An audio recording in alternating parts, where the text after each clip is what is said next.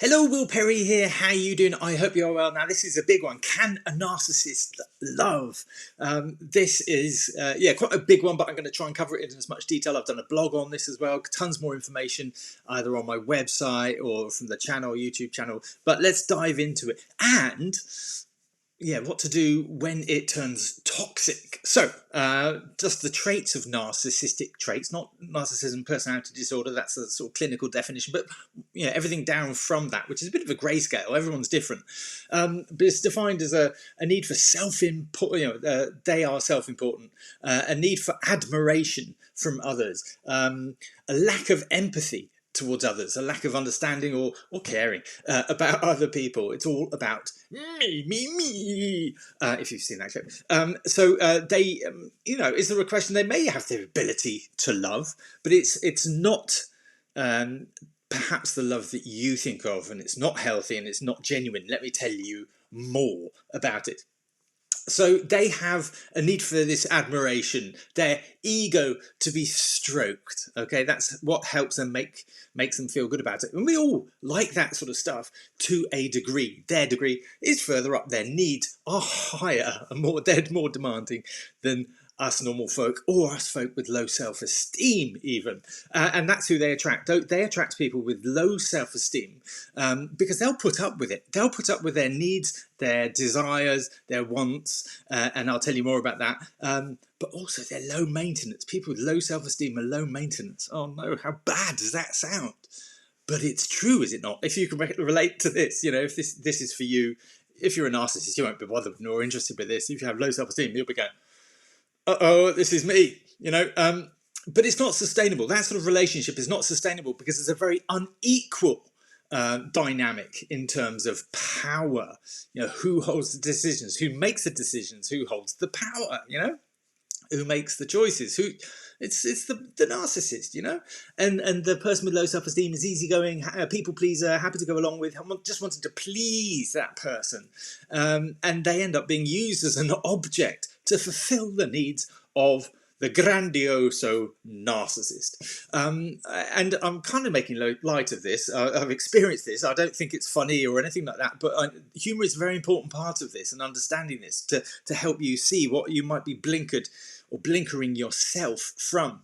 So the partners of narcissists often feel this little list, and a tidy little list it is too, so often feel used. Because you are being used, you're being manipulated, you're an object of to fulfill their needs, all right? Disrespected because, of course, they're low in empathy. They're there for their needs, not your needs. They won't understand, care, or disregard for your needs or your empathy. They might not even might go over their heads even. So you're disrespected. I can understand that.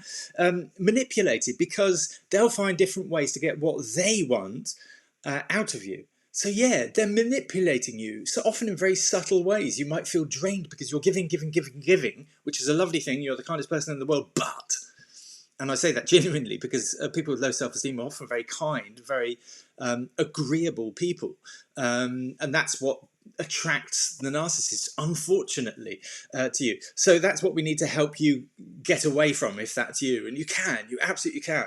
But it leaves you drained, exhausted because you're constantly giving to that other person, confused because they maybe make false promises and they're not fulfilling on them. And they say that, but then they said that, and then they say you're saying that, but they're not. It's crazy making. They're called the American. Well, it has lots of different head.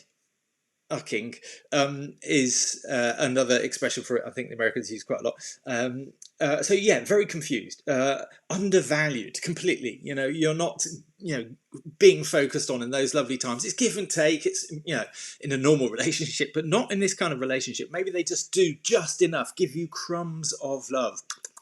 Oh no, I'm full. Thank you. That was more than enough for me. Whereas they're going, can you relate to that? Somebody with low self-esteem is used to having just crumbs of appreciation, crumbs of gratitude, crumbs of being valued.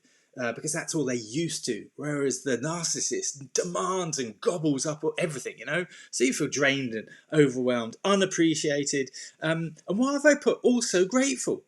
That doesn't make sense, and that's part of the dynamic. It's so, the irony of this dynamic and this partnership is that a narcissist, and why a narcissist wants to attract somebody with low self-esteem is because they put up with it, but also they're very grateful. They've got crumbs of appreciation from you. That's all they need. Easy going. You're a cheap date. So these crumbs, you feel grateful. You have a gratitude for the little amounts that you get from them, because again, this goes back to your childhood and your values and upbringing and belief system. And it works against you. It's not good. It's leaky bucket syndrome. It's it's what leaves you drained, but it makes you the kindest person as well in the world. And it's a really devastating dynamic. It's really horrible that you feel grateful from the tiny amount of gratitude that you get or appreciation that you get from a narcissistic partner. You feel grateful. You put them on a pedestal. You think they're the most wonderful person because they make all decisions. You give all your control to them. It's a terrible dynamic. And that's why it's really difficult. I'll talk about that in a minute. Why it's difficult to leave this kind of thing, because you think, why would I leave them? They're the best person in the world. They're the better half of me. You really do think that about them, and it's terrible. Now, do you know this expression, walking on eggshells? So commonly used in kind of in this field, in this dynamic, so often used. Walking on eggshells. Feels like I'm walking on eggshells. Maybe anybody with low self-esteem will probably know that from their childhood, that they had to tread carefully around somebody. It's like a bit like, don't wake the monster, otherwise they're going to have a terrible tirade. If you, oh God, they're going to tell you shouldn't do what are you doing? So you want to avoid the tirade, because you can sense, because you're very compassionate, you can sense their mood. Today is not the day to mention that. We'll just tiptoe around that. Just, hello, darling, how are you? You'll understand their emotions. You'll empathize, because you're very empathetic generally. You'll empathize with them to a large degree, and you'll be able to navigate through their emotions, how they're feeling. So everything is focused, like I put here, everything is focused solely on the needs, the mood, and the desires of their partner, the narcissist. You're walking on eggshells. Does that make sense to you? Can you relate to that? And this is where relationships become emotionally abusive without you realizing, because you're used to treading carefully, walking on eggshells. Does it relate to you? This it's not probably not a new expression to you. Your self-esteem. This is where it becomes emotionally abusive. Self-esteem is going even lower, through the floor. Your self-worth through the floor. You're feeling really crappy about yourself. Your worthlessness is increasing. You're feeling more unloved than ever before, more isolated, more insignificant than ever before. And yet you're treading carefully so as not to anger the other person. Can you see it just becomes a darker and a deeper place, and it's a really negative place, really damaging. Seriously, serious negative impacts from this sort of relationship, an emotionally abusive relationship. And again, I've got lots more information on this. I just want to kind of skim the surface just to get the awareness out there. So all the time you're treading carefully so as not to impact negatively the other person. They don't give a shit about you, excuse me. But, your anxiety can increase, depression can increase, your mental health can worsen, stress. You might be used to a high level of stress already, but this just goes up and just becomes the normal. So you don't even realize that you're operating at a quite high level of stress, and it just increases. Over time, it becomes worse and worse. And all the time, you're treading carefully so as not to get anything negative back at you. Criticism, manipulation, arguments. And it can, of course, stress, I think we know, links to, or most people know, links to gut issues, health issues, skin issues, headaches. This stress impacts the body, physiologically. It starts to come out in our body. So we can have all sorts of different, there's always something wrong with you. Yes. Something's got to give, and it's within you, because you think the other person is amazing and wonderful, but all the time, you don't realize this stuff goes on. It's terribly damaging to you. So you should leave, easy. This person's an arse, so leave, but it's extremely difficult to leave an emotionally abusive relationship. It's extremely difficult. And they use these tactics to maintain their control over you. They want to keep you because you serve their purpose, a purpose for them, their needs, desires, wants and moods. And nobody else would put up with unless they had low self-esteem, and they can sense it. They can sense who has loads, they can, they've got radar just here, and they can sense this stuff, and then manipulate those people. You know, be really nice to them, be so charming, and then at one point it'll all change, and they've got you locked in. And that's when they drain you. And, you know, anyway, so it's extremely difficult. Let me just highlight some. Guilt tripping. Some tactics they use to keep you there. When you're starting to get aware of this stuff, they'll turn it on you. Guilt tripping, you know, how can you abandon you? They will show a vulnerability to you. And then they'll put emotional guilt tripping on it, emotional blackmail on it. You know, how can you abandon me? This is my darkest hour. I'm most vulnerable. I've shown you my vulnerability. I've never shown anybody else. I thought you understood me, and now you're ending the relationship. How can you do this? Oh my God, you know, you're going to be there. But, oh my God, are they going to change? I'll go to counselling. Then nothing is good enough for you. They'll blame it on you again. You know, it's like, oh, just a minute. But guilt tripping, that'll hook you in immensely. You know, it's a really difficult thing for somebody with low self-esteem. That'll hook them in. You know, that's got you. You know, emotional manipulation. You know, using your emotions against you. You know, you're causing me so much pain. You say I cause you pain. You're causing me pain now. You know, they might make false promises. You know, that's a great one for a narcissist. They're grandiose promises. You know, when we get through this tough period, I'm going to do this. I'm going to buy you this. We're going to be here. We're going to do. This is our future. It's going to be amazing. You know, they make all these promises which are entirely false. And then when you bring them up, if you're daring enough on those eggshells that you're walking on to say, hey, what about this? Are we still going to? I never said that. Why do you pressurize me? Why, you know, woo. So they play on your fears, you know. And again, this all loops back all to all of your insecurities. You know, it's so subtle, so damaging, and it's horrible. Threats. There might be more covert, less covert, more obvious threats. You know, I'm gonna hurt myself. It can be suicide. It can be I'm gonna kill your cat. If you know, I've heard everything. I've heard everything. I hope I don't hear worse. But, you know, I'm going to kill your cat. I'm going to hurt your son, your daughter, your mother, your brother. You know, I'm going to kill your family. I'm going to kill myself.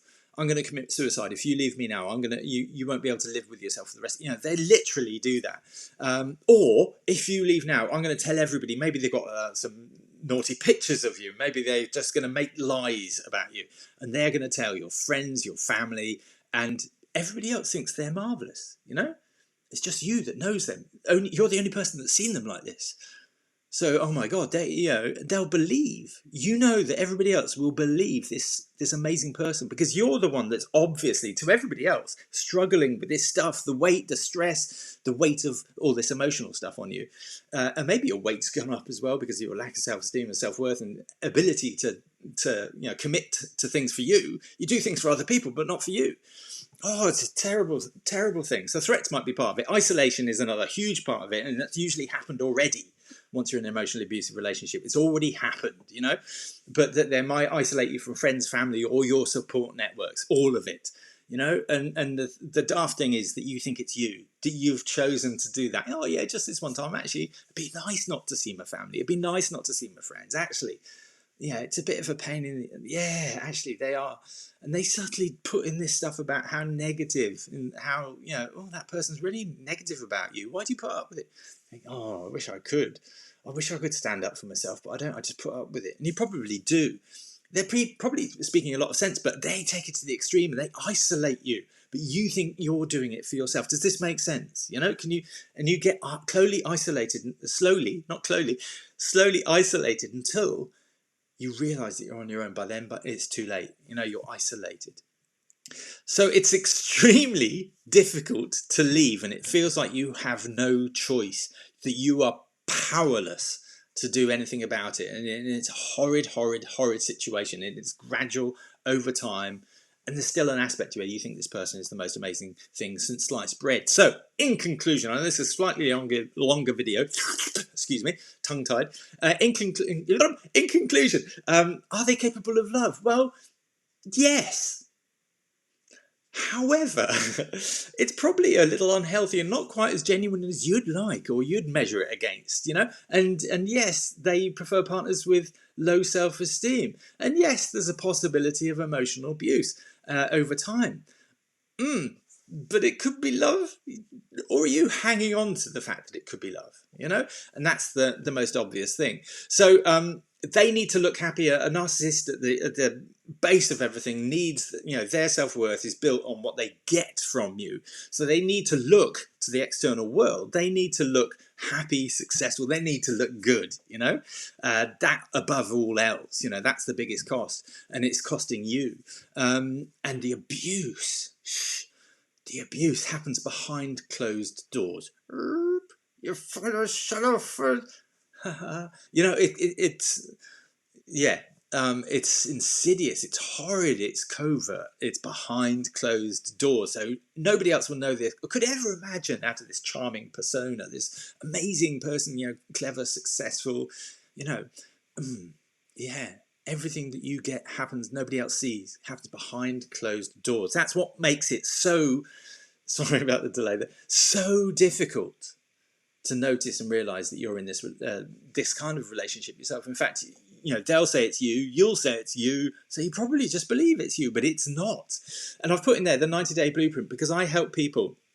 It's only something I can only work with one person at a time, but it costs quite a lot of money, So if you're in a position that you need to get out, I can help you in 90 days, but it's going to cost you quite a bit of money because I'll be in your pocket working one-to-one daily with you, and I can get you out, and there's guarantee in there, and that's a lovely way I can help people, and I do help people on a one-to-one basis. But I have other resources available to you. But that's where, if somebody knows they're in the situation, they have access to money, and they know they need to get out, I offer that 90-day blueprint coaching program to get them out and support them in that transition, because it is so difficult to even see that you're in that situation and see what the real cause of it is, rather than it just being you, because that is not the case.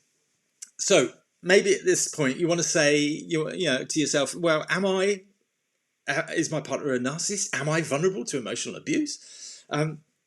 If you take the self-esteem test, links around here, so it's in the comments, not the comments, the description, or if you can't find it, just message me. You can take the self-esteem test. It's a quick one. It's not scientifically detailed and proven. It's what it is. It's a good pointer for the conversation. Start the conversation with yourself. Is this me? If you score 18 or more, you probably don't need me. There's probably a good indication that you've got a good level of self-worth. Maybe you've worked on yourself and actually you don't need this stuff. You don't need me. If it's between 15 and 18, maybe there's a few things that you've done to get it up to a level, but you need to do a little bit more, and you wouldn't need much work to get it to a really healthy level, your self-esteem to a healthy level. And it's only, narcissists are only interested with people with low self-esteem. So when you get yourself to a level of healthy self-esteem, you will repel narcissists. How cool is that? So that's the work that you need to do. You can't change them, but you can change you, and that changes everything.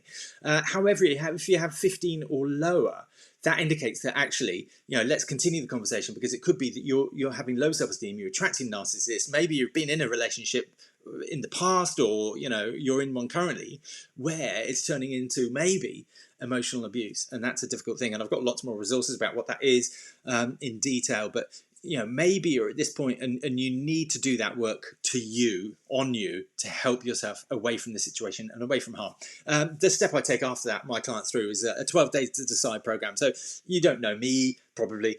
So in terms of how I'd work with you, so the 12 days to decide is a really short program, well, 12-day program, it's really accessible, so it's only £47.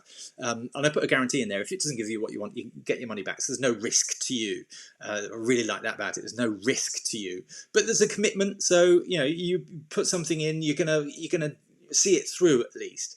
And by the end of the 12 days, with the video resources and the documentation and seeing me, it's included in that is one-to-one time with me.